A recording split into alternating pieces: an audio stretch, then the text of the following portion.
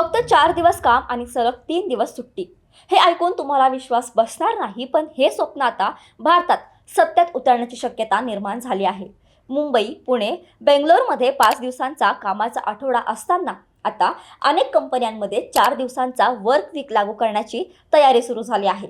सरकारनेच यासाठी हिरवा कंदील दाखवला आहे. केंद्र सरकारच्या कामगार मंत्रालयाने 12 तासांची शिफ्ट आणि 48 तासांची कामाची मर्यादा ठेवून या 3 दिवसांच्या सुट्टीचा मार्ग कसा मोकळा केला आहे. ओव्हरटाईमच्या नियमांमध्ये काय मोठे बदल झाले आहेत आणि आता हा निर्णय घेण्याचा अधिकार कंपन्यांच्या हाती कसा आहे. या महत्त्वपूर्ण बदलांमुळे तुमच्या आयुष्यात काय फरक पडणार आहे, जाणून घेऊया या बातमीच्या माध्यमातून. नमस्कार, मी मृदुला आणि तुम्ही पाहताय थोडक्यात. जगभरातील जपान, जर्मनी आणि स्पेन सारख्या विकसित देशांमध्ये 4 डे वर्क वीक ही संकल्पना प्रायोगिक तत्वावर लागू होत असताना आता भारतातही ही मोठी सुधारणा होण्यासाठी कायदेशीर चौकट तयार झाली आहे. श्रम आणि रोजगार मंत्रालयाने एक्स या समाज माध्यमावर मिथ बस्टर पोस्टद्वारे ही माहिती स्पष्ट केली आहे. मंत्रालयाच्या म्हणण्यानुसार नवीन कामगार कायद्यांमध्ये कंपन्यांना त्यांच्या वर्क वीकचे स्वरूप बदलण्याची परवानगी मिळाली आहे.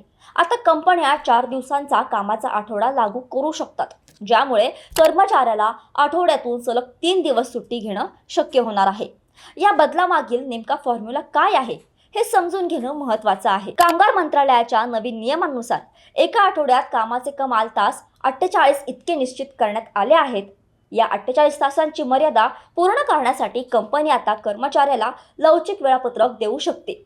या लवचिक वेळापत्रकानुसार जर एखाद्या कंपनीने कर्मचाऱ्याला एका दिवसात 12 तासांची शिफ्ट ठेवण्यास सहमती दर्शवली तर कर्मचाऱ्याला आठवड्यातून फक्त 4 दिवस काम करावं लागेल.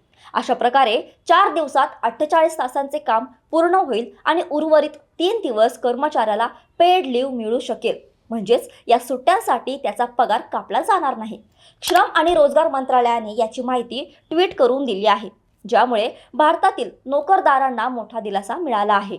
या 12 तासांच्या शिफ्टबद्दल कर्मचाऱ्यांच्या मनात असलेले काही गैरसमज मंत्रालयाने दूर केले आहेत. मंत्रालयाने स्पष्ट केलं आहे की 12 तासांच्या शिफ्टमध्ये कर्मचाऱ्यांच्या विश्रांतीचा किंवा स्प्रेड ओव्हरचा वेळ देखील समाविष्ट असणार आहे. त्यामुळे सलग 12 तास काम करावे लागणार नाही. या व्यतिरिक्त ओव्हरटाईम नियमांमध्येही कर्मचाऱ्यांच्या हिताचे मोठे बदल करण्यात आले आहेत.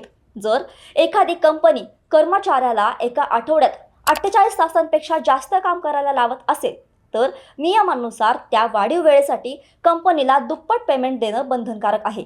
यामुळे कंपन्यांना अतिरिक्त कामाच्या वेळेचा गैरवापर करणं शक्य होणार नाही आणि कर्मचाऱ्यांना त्यांच्या वाढीव कामाचा योग्य मोबदला मिळेल. हे सर्व बदल केंद्र सरकारने 21 नोव्हेंबर 2025 रोजी लागू केलेल्या 4 नवीन कामगार संहितेमुळे शक्य झाले आहेत.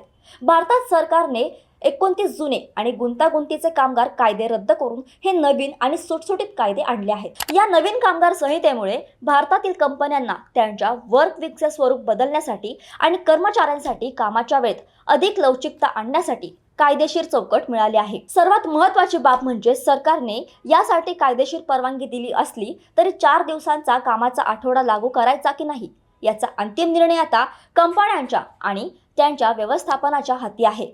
कंपन्यांना त्यांच्या कर्मचाऱ्यांशी चर्चा करून आणि त्यांच्या कामाचे स्वरूप पाहून हा बदल लागू करण्याचा पर्याय उपलब्ध झाला आहे. या बदलांमुळे कर्मचाऱ्यांचे जीवनमान सुधारेल, त्यांना कुटुंबासाठी आणि स्वतःसाठी जास्त वेळ मिळेल आणि कामाचा ताण कमी होऊन त्यांची कार्यक्षमता वाढेल अशी अपेक्षा व्यक्त केली जात आहे. भारताच्या कॉर्पोरेट जगात हा एक मोठा सकारात्मक बदल ठरू शकतो. तुम्हाला तुमच्या कंपनीत 4 दिवसांचा कामाचा आठवडा लागू व्हावा असं वाटतं का? तुमचं मत कमेंट्समध्ये नक्की सांगा. ही महत्त्वाची बातमी इतरांनाही कळावी म्हणून व्हिडिओ लाईक करा आणि जास्तीत जास्त लोकांना शेअर करा. असेच महत्त्वाचे सरकारी आणि नोकर भरतीचे निर्णय पाहण्यासाठी थोडक्यातला सबस्क्राईब करायला विसरू नका.